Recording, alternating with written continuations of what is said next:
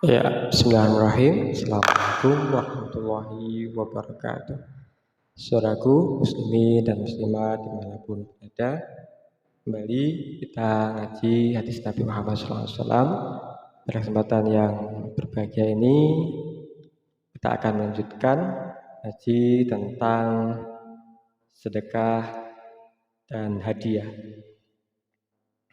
Saudaraku, muslimin dan muslimat dimanapun berada, alhamdulillah, wassalatu wassalamu ala rasulillah amma ba'da.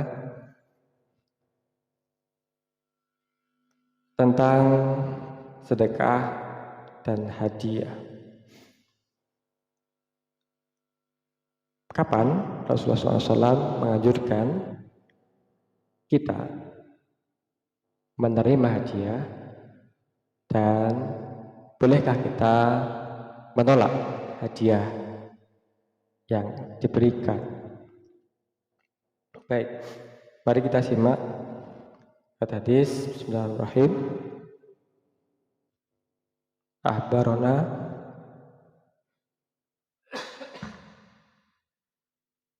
Abdullah bin Shalih qala hadatsani Lais hadatsani Yunus an Ibnu Syihab an Salim annahu qala Abdullah sami'tu Umar Ibnu Khattab yaqul kana Rasulullah sallallahu alaihi wasallam yu'tini al-ata'a wa aqul a'ti man huwa afqaru ilaihi minni. Faqala Rasulullah sallallahu alaihi wasallam hudhu wa ma ataka Allah min hadha mal wa anta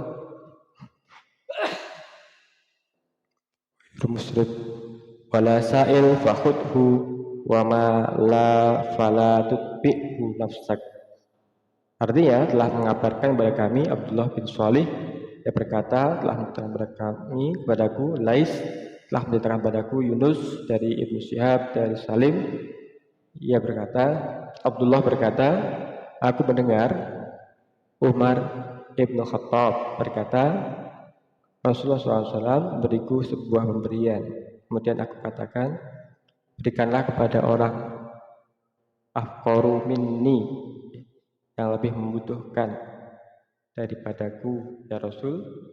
Lalu Rasul menjawab, ambillah apa yang Allah berikan kepadamu dari harta ini, sesuatu yang engkau tidak mengharapkan dan tidak memintanya, ambillah. Dan apa yang tidak demikian maka janganlah engkau perturutkan dirimu.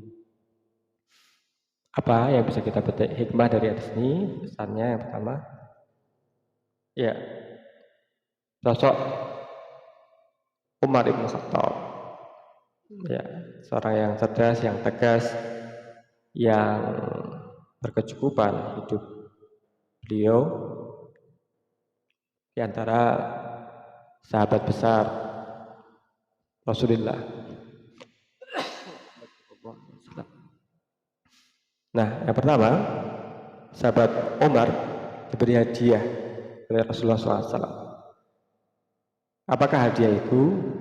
Ya, hadiah adalah pemberian yang bertujuan menghormati yang diberi, menghormati yang diberi. Yang kedua, bolehkah kita menolak hadiah, menolak pemberian?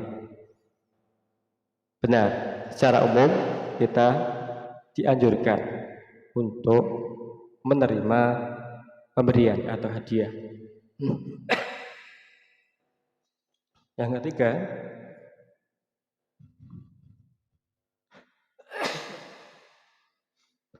sebagian ulama berpendapat barang siapa memberikan sesuatu pada kalian berupa kebajikan, maka balaslah dengan semisalnya.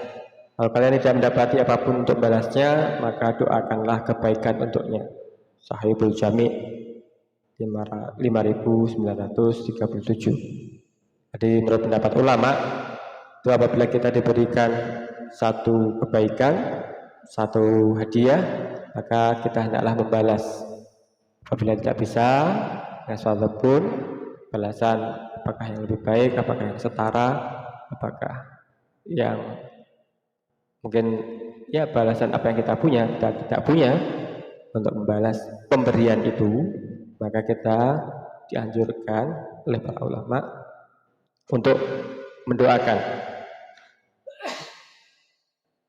Yang keempat, kapan kita bisa menolak hadiah atau pemberian? Benar, di saat hadiah tersebut meminta imbalan yang memberatkan dan membahayakan kita, menyebabkan adanya ketidaknyamanan hubungan berikutnya, maka kita boleh menolak hadiah.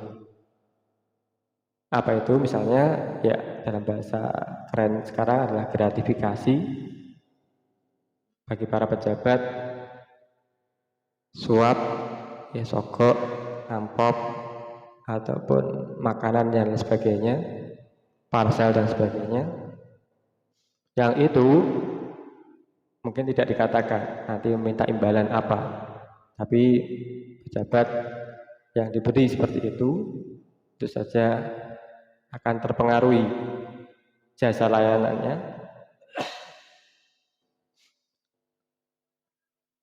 jasa